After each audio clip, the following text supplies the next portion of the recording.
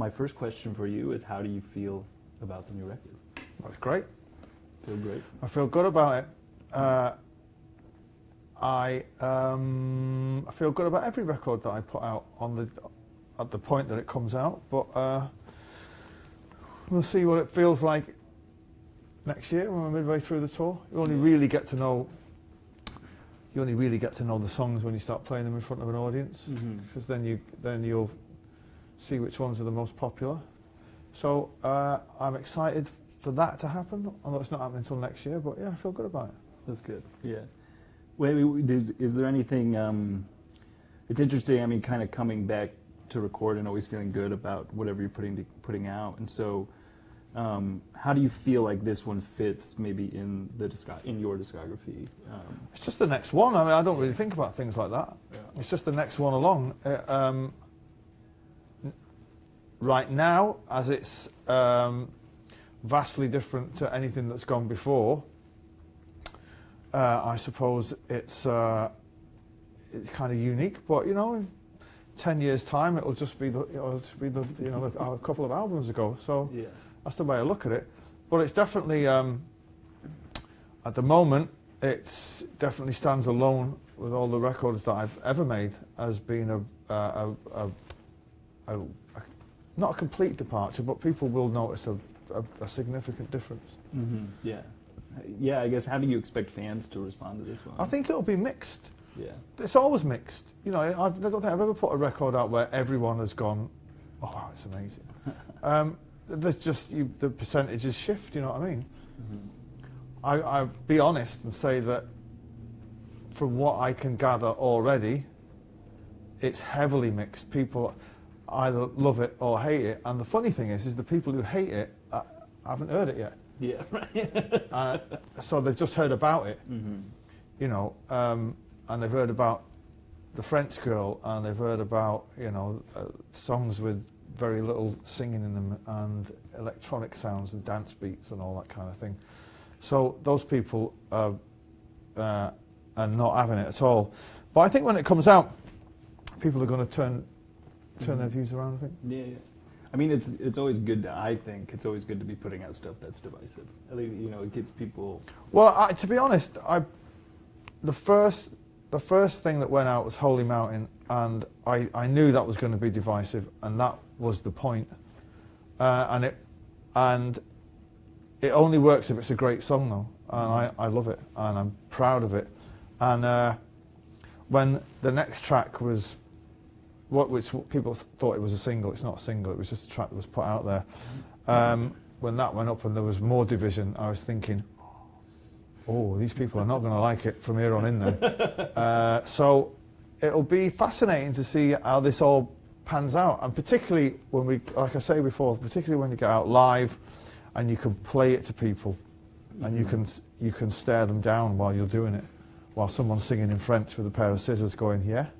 This is fucking happening. Can we talk about the scissors? Yeah, you can talk about scissors if you want. Yeah. So, can you talk? Well, what are the scissors?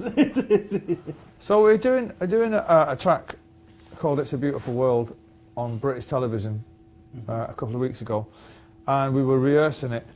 And the girl that does the French announcement, that bit doesn't come in for about 2 or 3 minutes.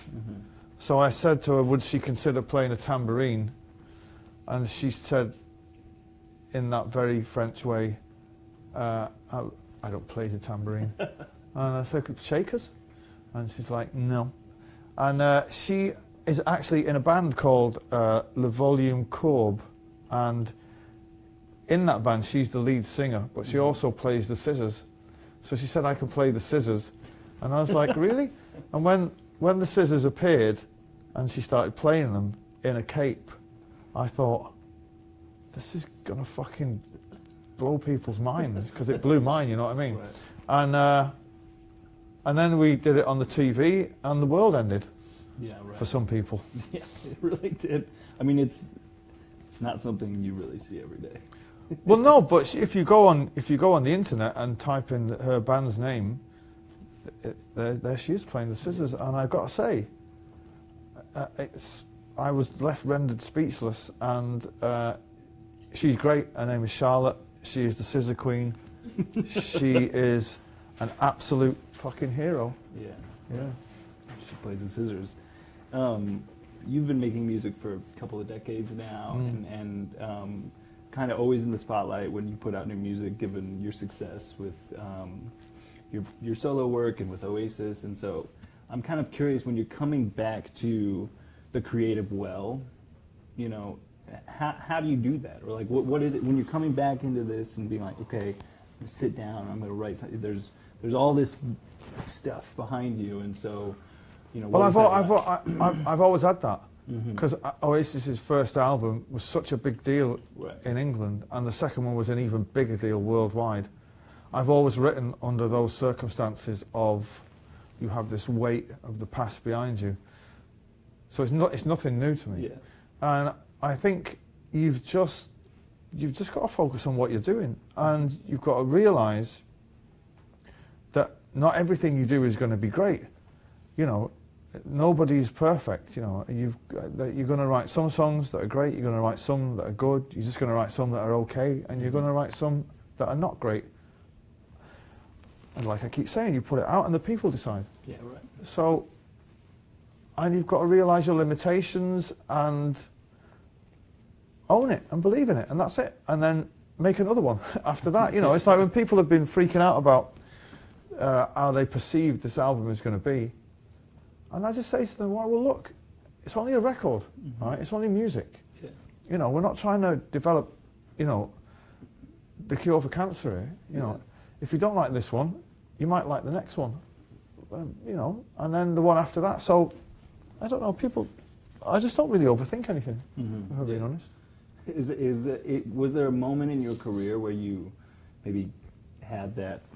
That's a very serene kind of look at things, or kind of, and so was there a moment you could remember where you kind of had that moment of realization? Well, I was just talking about the first two albums being a kind of weighed down, not weighed down by expectation, but they do carry a lot of weight of expectation. The upside to that is they're extremely successful. Right. So that in itself takes a bit of the pressure off, because you think, well, my first two records were two of the most successful British albums of all time. Yeah. If I never write another song after this, I've done more than most people. Yeah. So it depends how you weigh it up. You know, some people cannot deal with it at all, no matter what they do. They cannot deal with success or failure or mediocrity. Yeah. I've had it all in my career so far, and it doesn't faze me at all, because I know that for every creative peak that you reach, sooner or later, you're going to end up in the valley again. You know what I mean? And that's all part of the story. And I like it on the way up. I like getting to the top. You know, it's kind of even fascinating when you feel that it's kind of slipping away. And I've also enjoyed the kind of the climbing back up the mountain again. So it doesn't faze me at all. Yeah. I was watching, in prepping for this interview, I watched the Oasis doc that came out last year, and there was this kind of crazy moment. Well, one, just seeing what it was like when you guys put out those records, like that. I mean, I'm from America in Iowa. Like, I didn't have any context. I was like 6 years old when that. And so, like, but seeing just the insanity around it all, and but you were saying in an interview that's in that piece, and you were like, these records are going to stand the test of time. I knew it then. I knew it back then. Yeah, and I thought, and it's interesting hearing you say this now, because it's like, they obviously did, and when they came out, they were the biggest thing in the world, and then, but you still kind of have the same level approach, which I think is very well. So there was those first two records, astonishing success worldwide. Then the third album, I thought it was the greatest thing ever, until I got out on the road. And then once we were playing those songs off BA Now, in between Rock and Roll Start and Don't Look Back in Anger and Champagne Supernova, it quickly became apparent that actually this is not a great record. Right. And you only get that when you're playing it in front of a live audience. Do you start to think, well, maybe we got this one wrong? Yeah, right. But I've always been quite aware of what I've been doing, even before anybody else. You know what I mean? It's kind of not. I've never. Nobody can say anything to me about anything that I've ever done that I didn't already think anyway. You know. Mm-hmm. So when people were saying, "You're the greatest thing since the Beatles," I was thinking, "Of course we are." You know. And when they were saying, "You know, you've lost it," I would think, "Well, I have a little bit." You know what I mean? Yeah. So I wouldn't say I was one step ahead of the game all the time, but I'm pretty much usually on it. Mm-hmm. You know what I mean? Yeah, yeah. Usually on it. You seem a little bit more self-aware than other musicians that I've talked to. Yeah, so they say. Well, so talking more about the new record, you know, what are you hoping? You know, you were mentioning getting it out in front of people, which is interesting because I feel like artists don't really talk about performing their music in front of people like that. Because they're miming it most of the time. Sorry? Because they're miming most of the time. Well, so you know, what could there for this Facebook Live we put out some questions, or we asked your fans for some questions, and one of somebody asked, I'm going to say their name so they feel good, Mary Smith. I know Mary. Yeah, you know Mary. Yeah, that's honestly, I didn't make that name up. But Mary Smith would like to know about the set list for your upcoming tour and kind of what fans can expect when you're out there. I started working on it about 3 days ago, and I'm already on to the 6th draft. And yeah, they're always tricky, and sometimes you don't get. I mean, I was looking back at some old set lists from the last tour. I didn't really settle on anything for a good 4 or 5 months. Mm-hmm. Again, you've got to try out as many songs as possible, and then it kind of becomes apparent how you pace it, and do you do the right amount of old stuff and new stuff and kind of obscure stuff that only like hardcore fans will appreciate. But I have to say, I'm looking at a list of all the new songs, and I'm looking at, and there could be a point where we play this album in its entirety. Oh, really? Because we did a month's rehearsal before we went out with U2 and kicked some of the new songs around a bit, and they all sounded pretty good. Mm-hmm. But I haven't settled on anything. I can tell you that I'll be doing Don't Look Back in Anger. Okay. Yeah.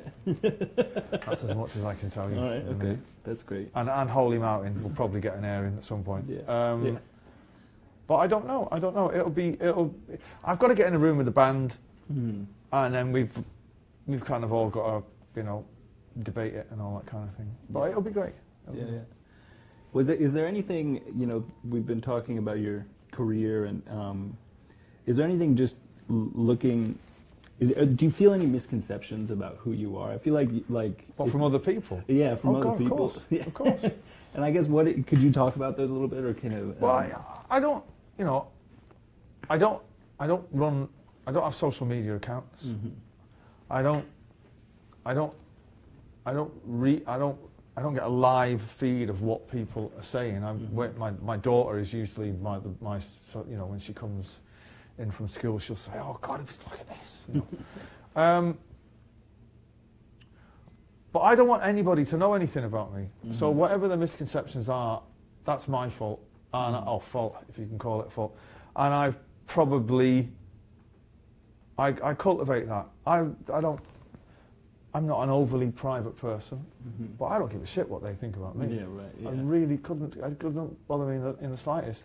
Some people, sit and have direct contact with their fans through Twitter and all that kind of thing, and I don't think that's healthy for either your fans or you, because then you can't detach yourself from it.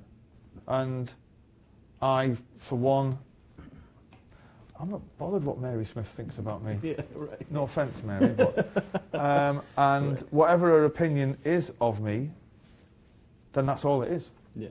Right. I only really care what my wife and kids think about me. Mm-hmm. Yeah. And my cat. My cat is important. What's the name of your cat? My cat is called Boots. Boots? Yeah. If he didn't like me, life wouldn't be worth living. For him. I mean, I'm curious, because I think what you're speaking, or how you're speaking about social media, obviously you're a celebrity, but I think that applies kind of across the board, and it's definitely affecting the way that people think culturally. I mean, I get it. Yeah, I don't totally. don't understand. I get it. It's a huge thing now. My daughter is 17, and it's not her life, but that is young people's currency. I get it. It's not for me. The little I do know about it, it seems to be a platform for lots of people shouting at each other about shit that they're ill-informed about. Yeah. Which is fine. It's not really for me, to be honest. Yeah. I mean, do you see that?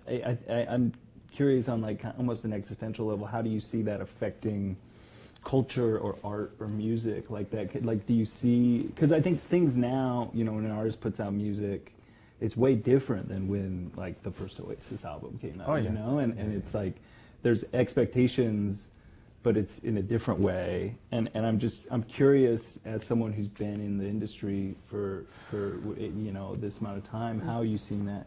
Tiny little subtle things like the minute you do a show, everybody knows your set list. Right. So you'll be in, you know, South Korea, and someone will say,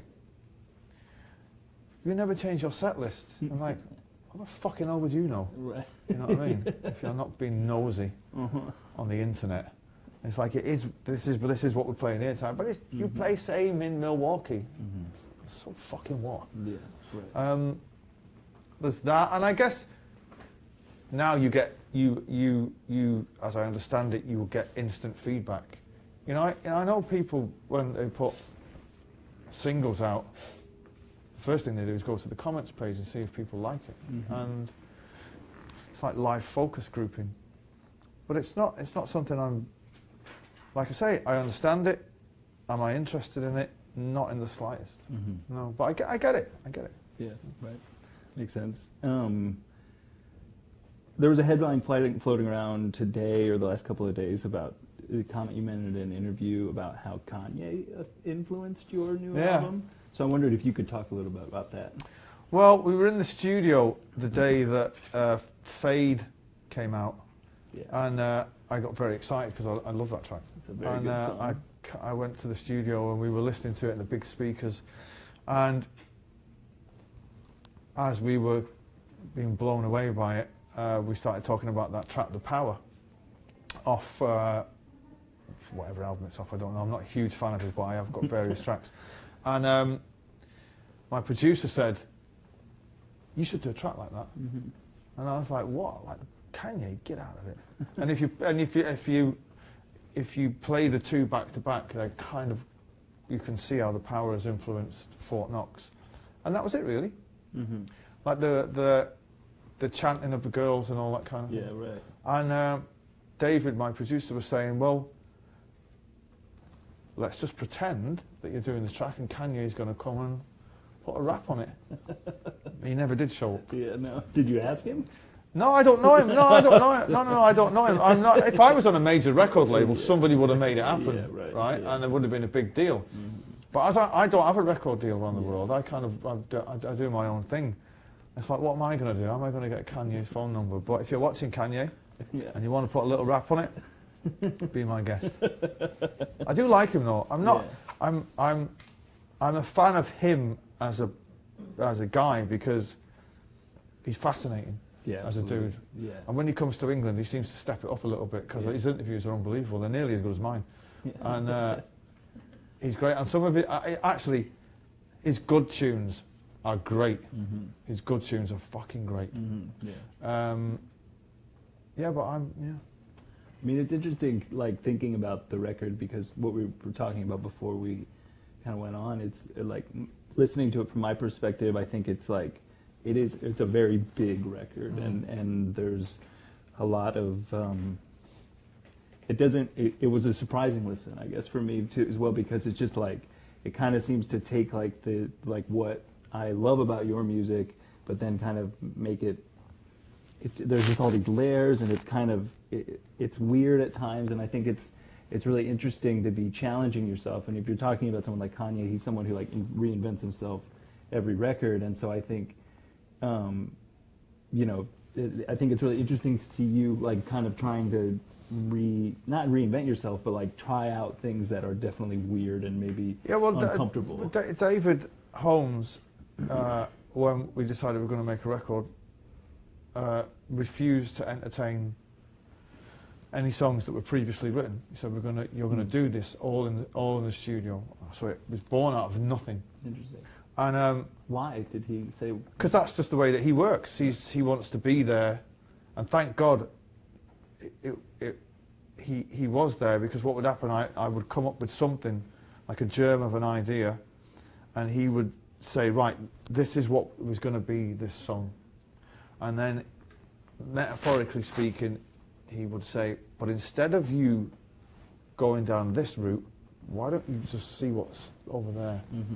And any time I would write something on top of a germ of an idea that sounded remotely like Oasis or anything I'd done before, he would stop and say, "No, you've done all that before." And I remember him saying, "Look, you can sit there and strum that acoustic guitar for the rest of your life and rewrite Wonderwall and If I Had a Gun and Dying of the Light, and you're the best at that. Mm-hmm. And you're the king, and your fans love you, and it's undeniable. So, but for this record, let's just flip the coin and see where it lands, Mm-hmm. And thank God, you know what I mean? Because if I could never have written a record like this before I went in the studio, I was in no rush to get a French girl in a cape playing the scissors on a track. You know what I mean? Right. Yeah. But if you enter into a thing with the right spirit of adventure, those kind of things happen, and you go with it. Yeah. Right. Absolutely. This is actually kind of so. Matthew Reevy asked the question. Has your new approach to writing on Who Built the Mood made you more open to the idea of collaboration? Or would you still view co-writing as a potential threat to a song connecting and being authentic? The only times I've ever co-written is for other people, for their record. I guess if I did start co-writing, I'm of this opinion about co-writing. If me and someone else are going to co-write stuff for me, why don't we just start a band? Right. Yeah. Yeah. Okay, because I don't understand the concept to have, a load of people. You're a solo artist, and yet you're writing with someone else. Surely that is the essence of what a band is. Mm-hmm. If you're good at writing the music but not good at writing the lyrics, or good at writing the words and not good at writing the music, start a band. Yeah, right. You know what I mean? Fuck me. It's not rocket science. Yeah. But I don't know if I guess I'd love to co-write with Johnny Marr. Mm-hmm. But then again, I'd love to start a band with Johnny Marr. You know what I mean? Yeah, right. Or Weller and Johnny Marr. So it's not something that I'm open. It's not something I'm thinking of, to be honest. I've got too much stuff going on. Yeah, right. That makes sense. I'd love to write. I'd love to work with what's his name, Pharrell. You want to work with Pharrell? I don't want to. I'd love to. Oh. I'm not saying he came up to me at an award ceremony once when he was on that run of those tunes, Get Lucky, Happy and Freedom. Yeah. And he was a huge Oasis fan back in the day, and he came up and he said, in that way that he does, when you're ready, call me, we can work together. And I'm kind of like, yeah. As my wife is punching me in the ribs going, fucking call him. And I'm like, you don't want to work with me. And she's like, he fucking said. So I do a track with him, for sure. Yeah. So Pharrell is watching. He's a genius, man. Yeah. We got a new Nerd album coming, I think. Yeah, so I read somewhere, Yeah, it should be great. What is the song that you're most proud of on this new record? That's a question from Sean Buckley. Holy Mountain. Holy Mountain? Yeah. It was the first thing that we attempted, and it was the first thing that was completed, and it's all built around a sample from a band called The Ice Cream, and the song was called Chewing Gum Kid. And we found the sample, got it cleared, and re-recorded this sample. It was just the little flute thing, the annoying little riff that goes round and round and round. David said to me, do you think you could write a song around that? And I was like, if it fucking kills me, I'll write a song around that, because it's so annoying that it's almost brilliant, you know what I mean? And I think that, because that set the tone and the benchmark of the record. So I'd say that one, really. And It's a Beautiful World, because it's got these great elements to it. Right. What is it like, I guess, you've seen the world change quite a bit, I think, probably over the last couple of decades, and how has that affected just yourself as a musician? I mean, something that we're always talking about now in our editorial meetings, and there's discussion online and different publications, is in like the age of Trump and in this world that we are in now, do musicians with platforms or like artists have a responsibility to speak out or say things about that? And I'm just curious, as you've seen, I mean, especially coming from your perspective in England, what has happened there in the last 2 years, you know, what, like, do you have a feeling that you should use your platform for something, or is that not something that musicians should be held accountable for? And it depends how you feel as an individual. Me personally, I'll say this, but if you're a guy, you're strapping on a guitar these days, you're almost obliged to write about the news. Yeah. Now, that's not me. Yeah. That is not me. I think what I'm doing is almost revolutionary in this day and age, which is trying to squeeze as much joy out of a song as possible. The trouble with protest songs or that kind of thing is they're usually not very good. Yeah. You know what I mean? Yeah. They're almost certainly, without fail, not very memorable. And but I guess if that's your thing, that's your thing. It's not my thing. Right. It's not my thing. And I think too much is said. I can't speak for this country. Donald Trump doesn't affect my life. So, I mean, he affects the environment a little tiny bit for my kids, but the rest of it I'm not interested in. In England, the Brexit thing, it's just like, I can't believe there's so much noise about it. Yeah. You know what I mean? It's kind of like it was put to the people as a vote. The people voted. That's democracy. Fucking get over it. You know, I didn't vote because I didn't think we should have been given the vote in the first place, because as ordinary members of the public, how the fuck are you qualified to talk about the breakup of the oldest continent in the fucking world? Yeah. So, and then the people trying to get the vote overturned, they used to call that fascism. Right? Yeah. But they don't call it fascism anymore, you know what I mean? Because they're fucking right on.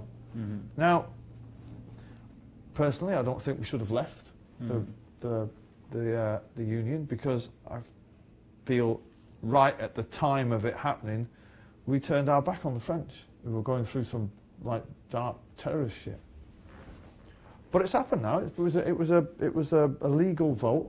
Fucking get on, get it done. Let's move on. Yeah. That's my view on it all. Yeah, no, that makes sense. Do you feel like, I mean, something that I feel like we're constantly saying, and maybe this is just because I'm constantly inundated with information, just working on the internet and online and in media. Yeah, you see, you want to be like me and don't get involved in it. It's kind of like, you're just clean and serene, and it's just like... It sounds great, yeah. But I feel like the world is going crazy a little bit. But you spend too much time on the internet. Yeah. There's too much chatter. Yeah. There's like... There isn't going to be an apocalypse. There isn't going to be an apocalypse. That little fucking fat guy from North Korea, he's not going to blow fuck all up. He's not. Yeah. You know, we have a problem with terrorism in our country. That's the main thing, is they're allowing bombers to roam the fucking streets in all the European, and they have the right to do it. That's the fucking sickest thing. They have the right to do it. The world won't end, though. You know, if humanity is wiped out, it'll be wiped out by a disease of some fucking kind. Do you know what I mean? That no one finds the cure for. But you live in here. Yeah, Donald Trump. Wow, It's fucking mind-blowing. But Yeah, like I say, I'm not an American, so I find it difficult to muster the passion for the debate that you guys have. Yeah. I mean, I think even people who live here are starting to have trouble mustering. I seen an advert on the TV this morning. It was like some guy is like trying to impeach the president. So it's like an advert to get it's like hashtag impeach the Trump or something. It's like, why? He's only going to be around for fucking 8 years at the best of times anyway. Yeah. So it's kind of, sometimes you've got to reach the bottom to realise where it is, you know what I mean? People spend too much time fucking bitching about politics. None of us really know anything about politics. Do we? Yeah. I don't know, fuck. I mean, do you know anything about, particularly really. American politics? I mean, what's a filibuster? What's that? That sounds like a make of dog. Do you know what? I can explain what a filibuster is if you want. I'm really not interested. Yeah. I can tell you. That makes sense. I think that's fair. I think it's interesting to think about it that way, because I think that there is something, especially with my generation and kids who are younger than me, like where I think like this, just the constant flow of information into our brains is like fucking with how we think. But my generation used to communicate through art, through music and art. Now your generation communicates through ill-informed misinformation and fucking shouting and exclamation marks and emojis. Yeah. Yeah. Do you know what I mean? That's how the youth communicate. Yeah. Whereas when I was growing up, it was, you had television, music, art, not even fashion. Nobody gave a shit about fashion when I was growing up. And that was it, You were forced, if you wanted a voice, you were forced to be creative. Now you can be somebody. You can be an internet superstar. Do you know what I mean? Yeah. Do you think, as someone who is looking at my generation or saying those things, like, how do you feel that that's maybe affecting the way that we think or make art, or like, do you have any fear for my generation or anything like that? Or no, like I say, my daughter's 17, and she is very, very switched on, and she's cool as fuck. And when she comes round to mine with her friends, they've got their own language. It is English, but it's kind of like, what are they talking about? Yeah, right. No, I don't. The new youth, this is just their thing, do you know what I mean? Growing up in a world of social media, the social media is their currency. Ours was completely different. So it's for someone who's lived, I was born in the 60s, raised in the 70s and 80s, and all that, how it affects art, you can't really say whether it's good or bad, but it does affect art. And the internet is not all bad. Right. It's clearly the most astonishing fucking thing that's ever been invented in all of our lifetimes. Do you know what I mean? Yeah. And you see some incredible things like goats singing. You know what I mean? And did you say goats singing? Yeah, goats singing. Yeah, and who doesn't want to watch a fucking 45-minute video of cats fucking trying to get inside the TV? I mean, that shit's fucking unbelievable. Yeah. And but it does affect art, but whether it affects it for good or for worse is irrelevant, really. Right. Yeah. It's just how it is. Yeah, it's just how. Yeah. This is just how it is. This is the world in which we live. Yeah. No, it makes sense. I mean, is there? How do you feel then about like this album that's coming out in this world now? Like, I mean, it's interesting. I mean, thinking like, what if those first two Oasis albums came out today? Like, what the response would be, or how it would exist now? And I don't even think that question could even be answered. But just thinking about that, As the songwriter, I have to be of the opinion that it would still have the same impact, because actually, but the songs would. I mean, the songs are great songs. Yeah. The great songs on those records are still great songs today. Oasis, it would have been different because when you watch the Supersonic documentary, the reason that all those people came to that gig in that field was through word of mouth. There's no social media. And if you tell me about a band now and say, oh, have you heard this band? There's this really cool band called fucking, whatever.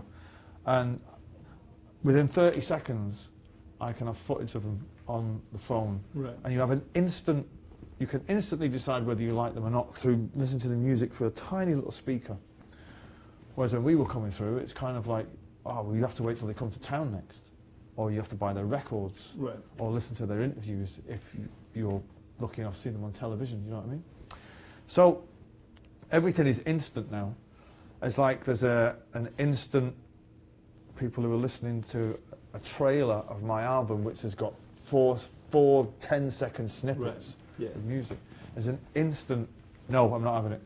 Yeah. I don't like it. Fuck this. Yeah. Fuck, there's a French girl. What's that? Yeah. What's that language? Do I hear scissors? Well, that'll be French. That's what that'll be. Of course you don't understand it. Right.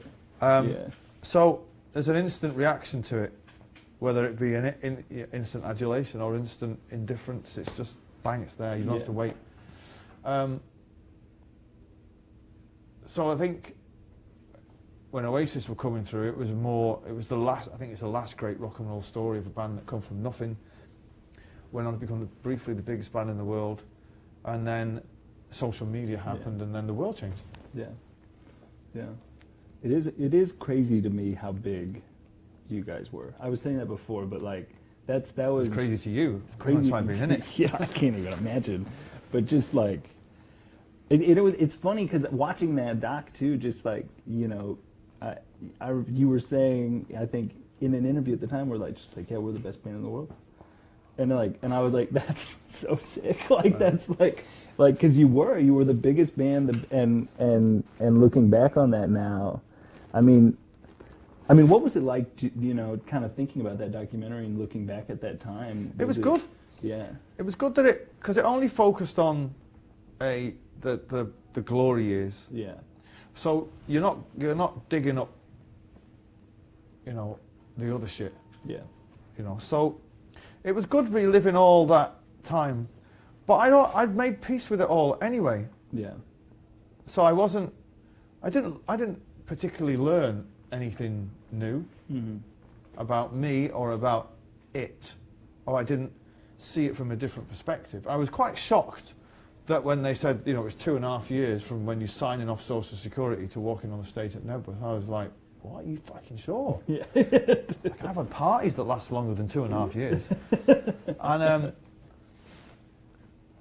that was about it. Other than that, I guess because I was writing the songs and I was directing it and driving the car, let's say, no one's going to tell me anything about it that shocks me, you know what I mean? But I loved reminiscing about it. And there were stories that I'd forgotten and footage that I was like, well, I don't even remember that being taken. Yeah. And I think when I watched the final thing, I thought it was a great way. The last line is the last line in it is, the records are son as time, but people will never forget the way you made them feel. You know what I mean? And I thought, well, that's a brilliant way to end it. You know what I mean? And the power of that band is incredible because it's got Oasis is now going into its 3rd decade, and there's still a new generation of fans who've come through, and they have a social media perception. They've never seen Oasis, and they're never going to see it. So, but they have this social media perception of what Oasis was. I don't necessarily tend to agree with it, but they come to the gigs and they fucking love these songs that they weren't even born when they come out, and it's like, wow, we did something pretty fucking special, pretty special for it to keep regenerating itself. It's pretty. And you knew it. I mean, you knew it at the time too. Yeah. That's the thing that's crazy. It's like these. Well, I knew enough about music. I'm a music fan, and honestly, I went to bed the night before I wrote "Live Forever," thinking it was okay being in a band. I enjoyed this being in a band and playing live to 7 people. I woke up the next day and wrote "Live Forever." When I went to bed that night, I knew I was going to be in the biggest band in the world. Because I knew enough about music. Mm-hmm. And I'd read enough music magazines, and I'd listened to enough great music to know this is a great song.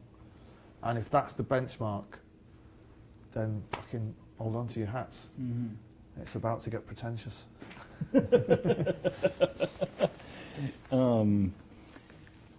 Can I ask about your brother? The last few months. He's an internet superstar. He is an internet superstar. I think it was interesting seeing you now putting out this record, and just he has not let he said some stuff, in the last few months. He's obsessed. And I was just curious, as lots of people are. Yeah. how that was, or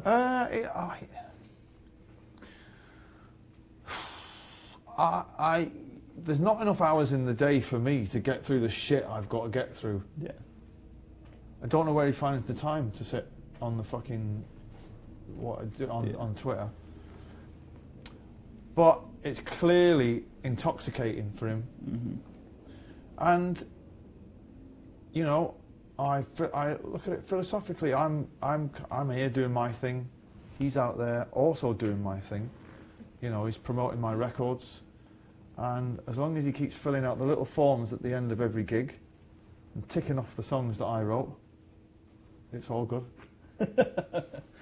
You kind of get, it's got to be a little. It's all good. Well, it is. It's nice to be loved and all that, but don't obsess about me. That's kind of creepy. Fair enough. Fair enough. Okay, well then maybe I don't know, how long have we been going? 30 minutes? Okay, maybe we'll do one last fan question here, which is from Amy Lipton. And it's about this new record, and it's, what have you learned most about yourself during the course of making this album? And the main thing that I learned was that I'm capable now of most things. I'm in the studio.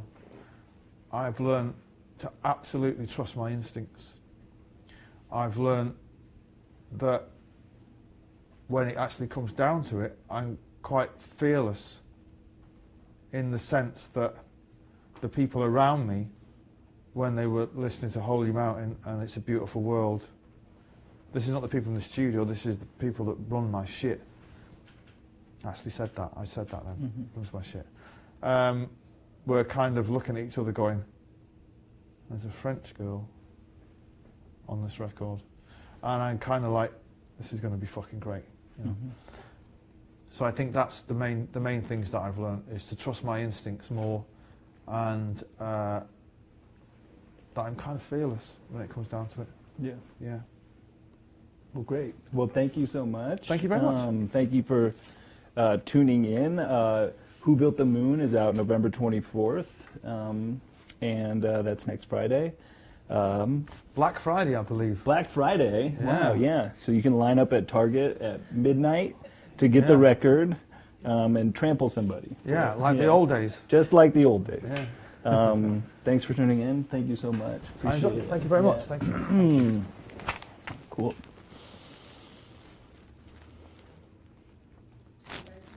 Oh, we can keep talking. We can keep We're talking. still on. Yeah. Okay.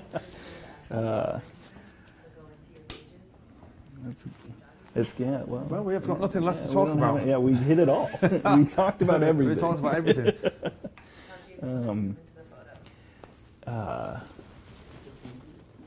That's trippy. So who else have you had on these things? We did one with Robert Plant. Oh, no way. Which was... How was he? He was awesome. I did an interview with him a couple years ago that actually got pretty existential, and